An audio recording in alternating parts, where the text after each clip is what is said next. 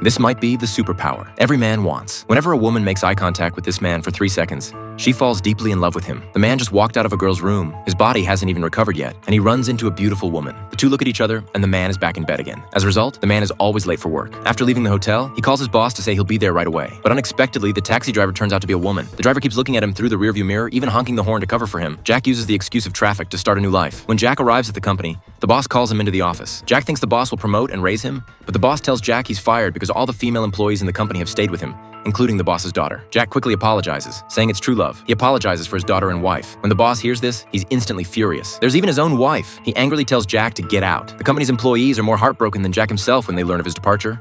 They cry for him, and some female colleagues want to leave with him. Jack can only bid them a painful farewell. As soon as he returns to his apartment, Jack runs into his new female neighbor. They look at each other for a few seconds, and Jack moves his things inside.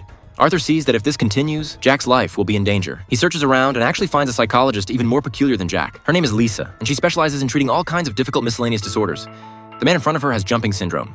Whenever he sees a window, he can't help but jump out. After Lisa's treatment, the man quickly overcomes his psychological barrier. Lisa gets up to open the window to prove she's cured the man. Luckily, this is only the second floor. He comes to the hospital to visit a patient and learns through conversation that the man's illness was cured long ago. He just fell in love with Lisa, so he pretended he wasn't cured. But Lisa doesn't believe it at all because it's impossible for someone to jump out a window for love in this world.